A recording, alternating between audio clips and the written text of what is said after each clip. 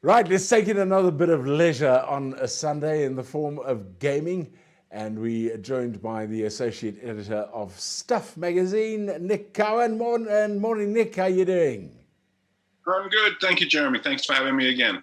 Yeah, lovely to see you again. And no, I'm not going to say that really. I've got a Now, game. I've got a game this oh, you got a game. Good, good, good. This one is called the Ascent. Tell us a bit Yep. about it. Okay, so the Ascent is set in a what you would call a cyberpunk world. Essentially, corporations rule. I mean, they do in our world normally, but in the future they can do things like turn people into slaves and kick them off their land. You play one of those slaves on a planet that's called Narcology, which essentially means that the entire planet is based around the businesses and the activities of the people who are working on it. You are playing a slave or an indentured servant, as they call it. And one day your corporation goes bust. And the next thing you know, there are a bunch of other corporations looking at the intellectual property of your corporation going, well, we could just move in there. And because you're fed up with being a slave, you decide, no, in fact, maybe I should go to the boardroom and talk to some people. Um, and in this case, I'll go armed. Yes, okay. This sounds very confusing. Well, I mean, if you're a science fiction fan, probably not. If you're the sort of person who is into anime, probably not.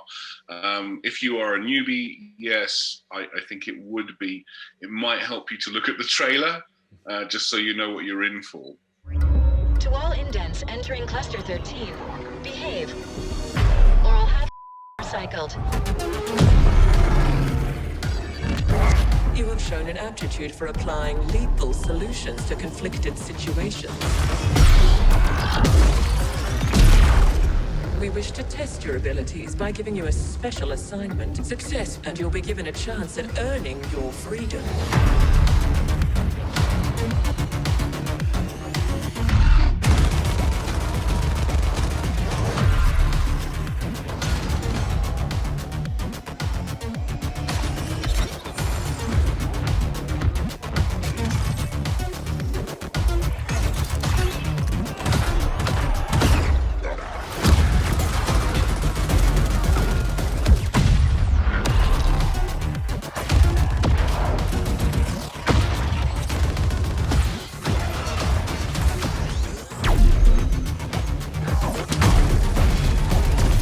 What the hell? Are you trying to kill me?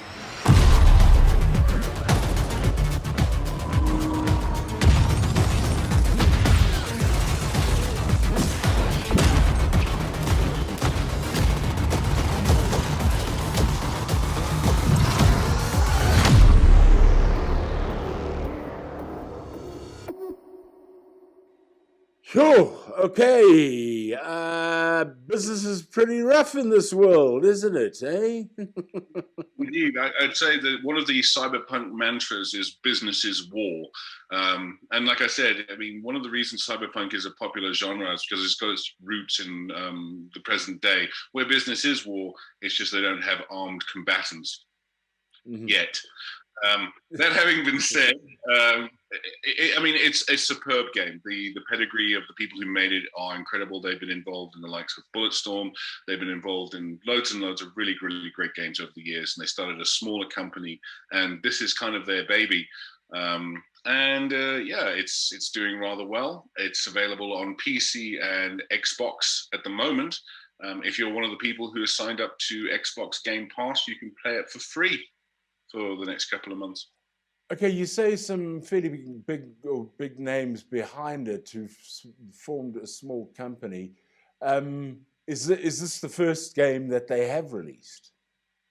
As this company, yeah, the company that they've got is called Neon Giant, and as you know, that as a Neon Giant as an entity, that's the first game they've launched.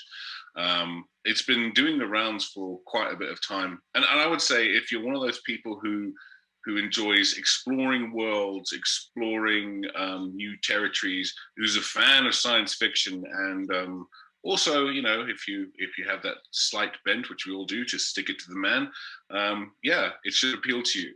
The great thing also about it is that if you've got mates online, you can always team up and spread your, let's say, your preference for weapons and your preference for skills across a huge sort of spectrum, and really, really have a nice time.